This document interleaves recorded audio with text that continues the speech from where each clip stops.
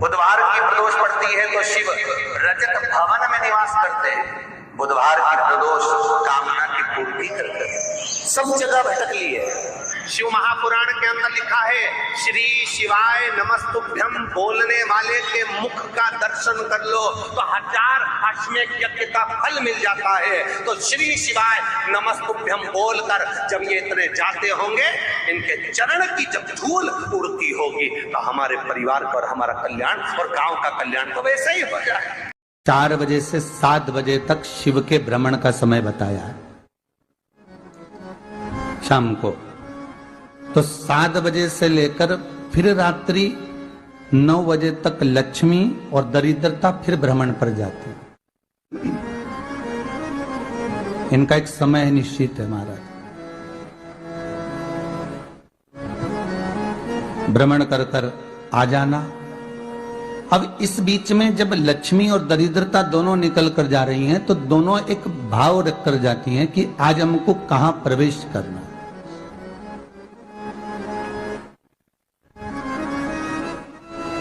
आज हमें किस जगह पर प्रवेश करना है, आज हमें कहां पहुंचना है, आज हमें किस जगह जाना है। और जिस नगर में जिस मार्ग से लक्ष्मी और दरिद्रता निकल कर जाती है, ये दोनों का जब निकलना होता है, इनको स्थान दिया गया जहां पर स्वच्छता हो, घर के दरवाजे पर रंगोली डली हुई हो, द्वार पर जल छीटा गया हो।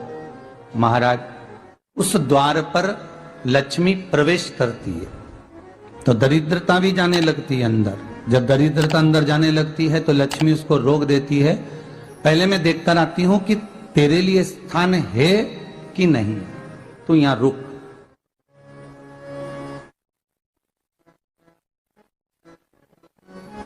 कुछ देर तक दरिद्रता बाहर खड़ी रहती है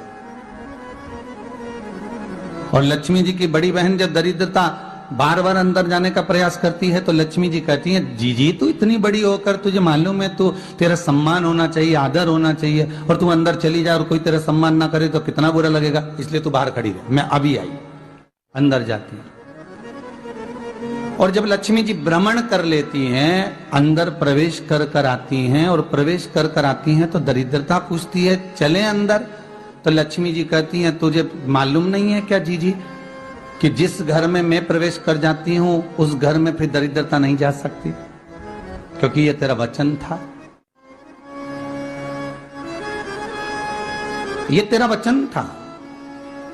अपन दोनों का जब मंगल विवाह हुआ था, मेरा विवाह जब नारायण के साथ में हुआ और तुम्हारा विवाह जब दुस्साह मुनि के साथ हुआ, दरिद्रता का विवाह दुस्साह मुनि के साथ हुआ। जब अपना दोनों का विवाह हुआ था तो अपन दोनों ने एक वादा करा था कि जिस घर में लक्ष्मी प्रवेश कर जाएगी उस दिन फिर दरिद्रता नहीं जाएगी, और जिस घर में दरिद्रता प्रवेश कर जाएगी उस घर में फिर लक्ष्मी नहीं जाएगी। अब जब मैं अंदर देख कर आ गई हूं तो तू अंदर नहीं जा सकती, अर्थात लक्ष्मी के चरण जिस घर में पड़ गए उस घर में फिर दरिद्रता प्रवेश नहीं कर रही। चलते चलते फिर दरिद्रता ने देखा और लक्ष्मी जी इसको लेकर गई और लक्ष्मी जी ने देखा कि इसके दरवाजे पर जल नहीं छीटा गया, इसके दरवाजे पर ना रंगोली डली है, इसका द्वार साफ नहीं हुआ,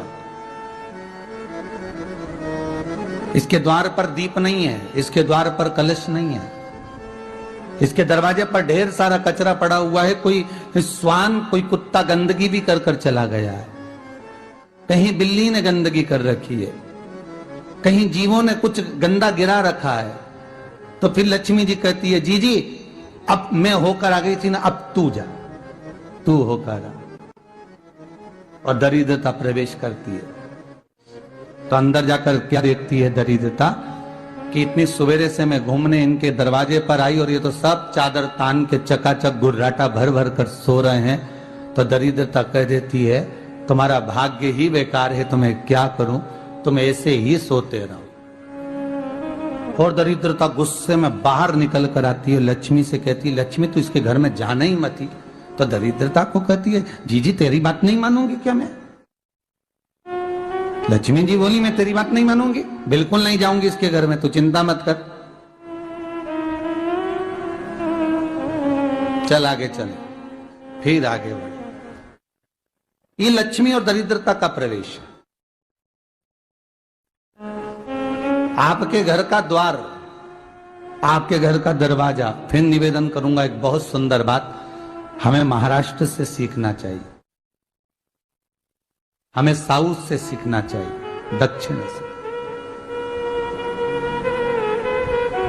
जिस समय पर भक्ति देवी यमुना जी के घाट पर रो रही थी अपने पुत्र ज्ञान और वैराग्य को गोदी में लेकर, समय देव ऋषि नारद ने प्रश्न किया था कि तुम कहां पर पोषित हुई हो, तुम्हें ऊर्जा कहां से प्राप्त हुई? तो कहा मैं गुजरात से तो चली हूं। और वहां से चलती चलती भक्ति देवी कहती है मैं बहुत दुखी होकर, बूढ़ी होकर, द्रवित होकर, बड़ी दुख में वहां से चलते चलते जब मैं महाराष्ट्र में पहुंची तो मैंने वहां जाकर देखा कि वहां पर लोग हर पल हर घड़ी ब्रह्म मुहूर्त में उठकर स्मरण करते हैं, नाम जाप करते हैं और दरवाजे पर जल छीट कर रंगोली डालते हैं। तो कह रही है कि वहां पर मैं थोड़ी अवस्थावान होने लगी, वहां मुझे अच्छा लगने लगा। फिर जब मैं और आगे पढ़ी, दक्षिण में जब पहुंची, वहां पर जाकर मैंने देखा कि सुबह से उठकर मंगलाचरण, मंगला स्तोत्र और वेदों की ध्वनि होने लगी। वहां पर मैं और आनंदित हो गई। हमें कुछ चीजें महाराष्ट्र से सीखना चाहिए कि वहां रहने वाले जो भगत हैं, वारकरी संप्रदाय के जो भक्त होते हैं, वैष्णव जो धर्म के भक्त होते हैं, उनका नियम है सवेरे के समय घर में पानी है कि नहीं है, पर जब भी वो घर का दरवाजे के बाहर थोड़ा ना थोड़ा पानी तो छींट ही देते हैं। और छींटने के बाद फिर वहां पर अपने यहाँ तो दिवाली पे रंगोली बनती है जी, और वहां पर रोज की रंगोली बन जाती है कि कभी हो सकता है परमात्मा राह भूल कर हमारे घर में प्रवेश कर जाए, इसलिए वहां प्रतिदिन की रंगोली, प्रतिदिन।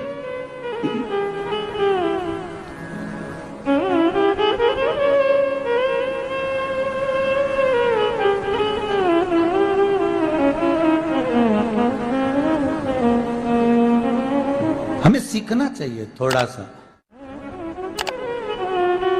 आज के जमाने में तो बहू अपने कमरे की झाड़ू लगा ले, वो ही बहुत बड़ी बात है। हो खड़ी खड़ी बहू ये देखती रहेगी कि नौकरानी सही से झाड़ू लगा रही, वहां से लगा के लाओ, इधर से हेड के ले जाओ, वहां से कचरा सोरो, वहां से पोछा लगाओ। खड़ी रहेगी, उंगली से बताती रहेगी, पर इतना नहीं बनेगा कि सेविका से, नौकरानी से, दासी से कह दे कि तू मम्मी पापा के कमरे की लगा ले, मैं मेरे कमरे की लगा लूंगी, तू जा उधर। थोड़ा दया का भाव अगर होता तो उसके मन में भी आता कि मेरी बड़ी सेठानी तो अपनी जगह पर है, पर छोटी तो सेठानी की भी बड़ी सेठानी है जो मुझ पर करुणा करती रहती है। पर बड़ी तो कहे कि बेटा रहने दे, तू उधर ले जा, जब भाभी के कमरे में देख ले जा। उसके बच्चों का बड़ा फैलारा रहता ना, तू उधर देख ले जा, तो जरा उधर, मां उधर भेज रही है।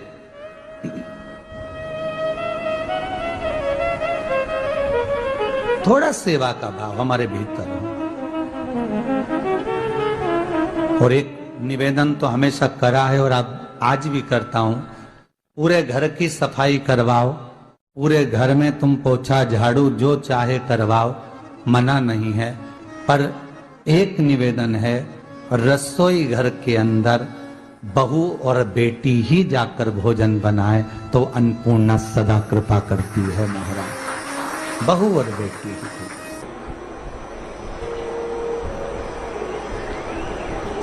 फिर एक कहीं ऐसी जगह मिल जाती है जहां ठोका और वो खींच चली, कपड़े टांग, बार बार प्रयास करा, हिम्मत नहीं आ रही। आपने कहा कि कपड़े तो टांगना है, कील तो ठोकना पड़े। जैसे कील को बार बार ठोका गया, कपड़ा टांगने के लिए एक जगह नहीं लगी, दूसरी जगह नहीं लगी, तीसरी जगह नहीं लगी, चौथी जगह पर प्रयास करते रहे। उसी तरह भगवान शंकर की लोग कहते हैं कथा एक बार सुन ली, 2 बार सुन ली, 3 बार सुन ली, हम कहते हैं बार बार इस मन रूपी कील को परमात्मा के चरणों में ले जाकर ठोकते रहो, इस मन को भगवान के चरणों में ले जाकर छोड़ते रहो। कथा में इस मन को बार बार ले जाकर ठोकते रहो, एक ना एक दिन ये परमात्मा तक पहुंच ही जाएगी, ये निश्चित। थोड़ा प्रयास आपको करना पड़ेगा, थोड़ी मेहनत आपको करना पड़ेगी, प्रेशर बढ़ाओ, थोड़ा मेहनत थोड़ा प्रयास आपको करना। और मैंने तेरे ही भरोसे बाबा, तेरे ही भरोसे हवा बिच उड़ती जावांगी, बाबा डोर हर तो छड़ीला में कटी जावांगी, भोले मैं तेरी कदम। अब मन को लगाते रहो, शिव महापुराण की कथा में चित्त लगाते रहो। टीवी खोलो तो शंकर की कथा ढूंढो, टीवी खोलो तो ये देखो कि आस्था चैनल पर कहां कुबेरेश्वर महादेव आ रहा है, कहां कुबेर भंडारी आ रहा है।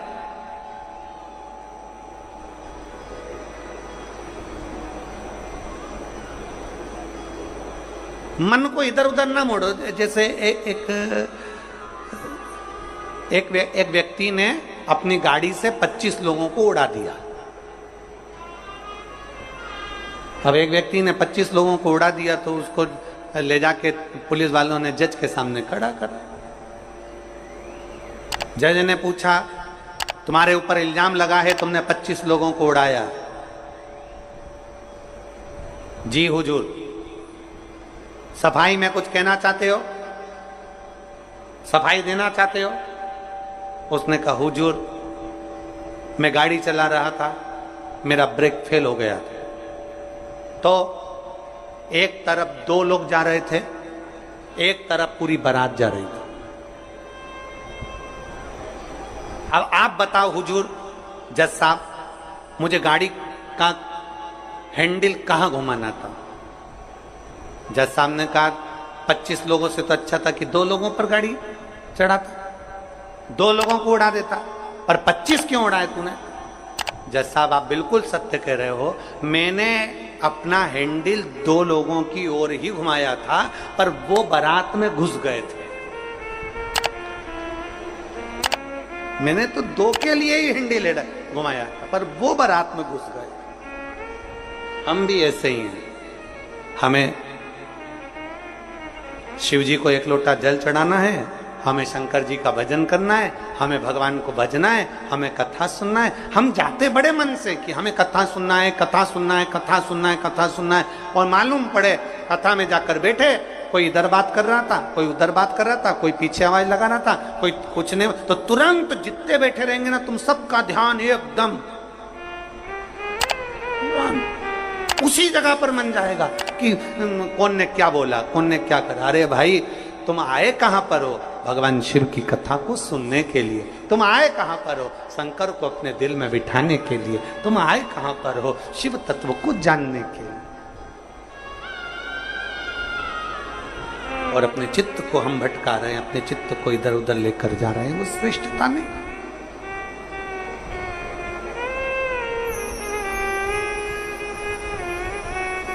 जिस समय पर ब्रह्मा जी ने सृष्टि की रचना करी,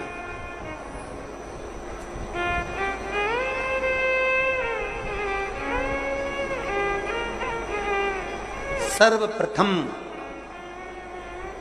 ब्रह्मदेव सृष्टि की रचना करना प्रारंभ करते हैं और देखते हैं कि यह संपूर्ण ब्रह्मांड को मुझे अच्छा बनाना है, प्रबल बनाना है, श्रेष्ठ बनाना है, इसकी रचना करना है, इसका विस्तार करना है। उन्होंने सनकादि ऋषियों को प्रकट कर, सनत कुमारों को जब प्रकट किया, सनत कुमारों को प्रकट करते से ही सनत कुमार तो भगवान शंकर की, भगवान नारायण की भक्ति में ऐसे डूब गए कि उन्होंने सृष्टि का क्रम आगे बढ़ाया ही नहीं। उन्होंने सृष्टि को आगे बढ़ाया ही नहीं।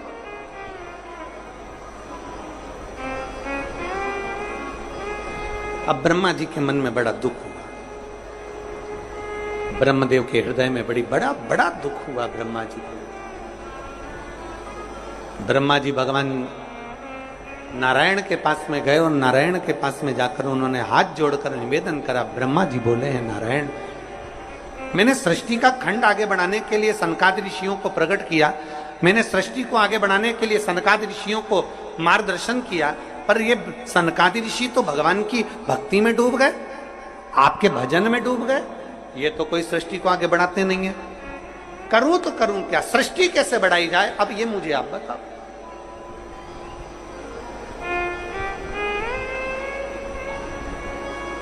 शिव कथा कहती है,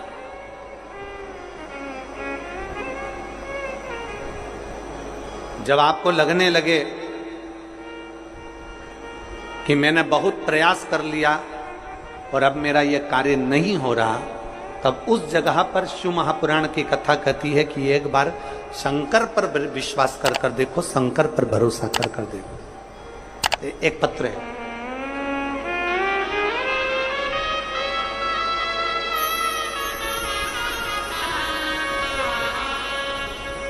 मेरा नाम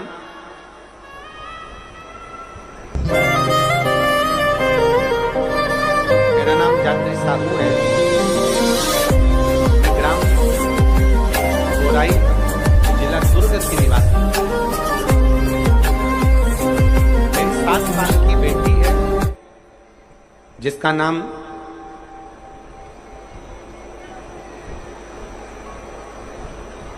नीला है। 7 वर्ष की बेटी है। कहीं बैठी हो तो हाथ हिला सकती है। मेरा नाम जात्री साहू है, मैं ग्राम बोराई, जिला दुर्ग की निवासी हूं। मेरी 7 साल की बेटी है, कहीं बैठी है, बच्ची आई है साथ में, ले आओ उसको, धीरे धीरे ले आओ, ले आओ उसको, धीरे धीरे लेकर आओ। 7 साल की बेटी है, 9 फरवरी को स्कूल से आई और अचानक वो बात कर रही थी तो तुतलाने लगी। तुतलाते तुतलाते उसकी आवाज चली गई, गिर गई, कमर, पैर, हाथ कुछ काम नहीं कर रहा था। बाद में उसने आंखों को भी बंद कर लिया, सुनने की शक्ति भी चली गई। गुरुदेव, हम तुरंत उसको लेकर डॉक्टर के पास भागे। जब डॉक्टर के पास गए तो डॉक्टर ने जब जांचें करना प्रारंभ करा और जांच करते करते करते करते मालूम पड़ा कि इसको एक बीमारी हो गई है जो 2 लाख बच्चों में एक बच्चे में होती है, जिसका नाम GBS है। जिस बीमारी के अंतर्गत शरीर के, गला पकड़ रहा है भाई, जिस बीमारी के अंतर्गत शरीर के एक एक अंग बंद होते चले जाते हैं, उसकी नसें चोक होती चली जाती हैं। GBS बीमारी के अंतर्गत नसें चोक होती चली जाती है, बोलना, देखना, सुनना, शरीर का काम करना सब बंद हो जाता है। डॉक्टर ने कहा यह बीमारी बड़ी खतरनाक है, यह बीमारी ऐसे ठीक नहीं हो सकती, इसको नागपुर ले जाओ। हम अपनी बच्ची को नागपुर लेकर गए। नागपुर में उसका इलाज चालू हुआ। इलाज करवाते करवाते करवाते करवाते 10 दिन हो गए, 15 दिन हो गए, पर बच्ची को होश नहीं आया, वेंटिलेटर पर पड़ी रही। ना बोल पाती, ना चल पाती, ना देख पाती, ना सुन पाती। तब किसी ने कहा कि सीहोर वाला महाराज कथा कहता है, उस कथा को एक बार इस बच्ची के कानों में सुनाना प्रारंभ करो। डॉक्टर तो अनुमति नहीं दे रहे थे, पर हमने डॉक्टरों से बोलकर बच्ची के कानों में हेडफोन लगा के कथा कहना प्रारंभ किया। शिव मंदिर जाकर बेलपत्र लाते, उसके पलंग पर रख देते, थोड़ा सा जल लाकर उसके होठों पर लगा देते। 21 दिन निकल गए पर बेटी होश में नहीं आई। 21 दिन तक होश में नहीं आई। धीरे धीरे धीरे धीरे धीरे धीरे डॉक्टर ने कह दिया इसका शरीर ठीक नहीं है, ये जीवीएस बीमारी एक ऐसी बीमारी है जो कभी ठीक नहीं होती है, आप इसको घर ले जा सकते हो, ये ऐसी कैसी ही रहेगी, ना चलेगी ना बोलेगी ना देखेगी, ये ऐसी रहेगी। हमने कहा डॉक्टर साहब थोड़ा सा तो इलाज करो। कहा इसका इलाज पूरे भारत में क्या विदेश में भी नहीं है। तब हमने वो बेटी 21 दिन तक ये किया, फिर सीहोर से रुद्राक्ष मंगवाया, उसका जल दिया, फिर पशुपति व्रत किया। ऐसे करते करते 45 दिन निकल गए और 45वें दिन जब हम बेटी को जल देना प्रारंभ करें तब डॉक्टर ने कहा अब इसके शरीर में हलचल हुई है और ये इसको वेंटिलेटर से उतारकर आईसीयू में रखा गया।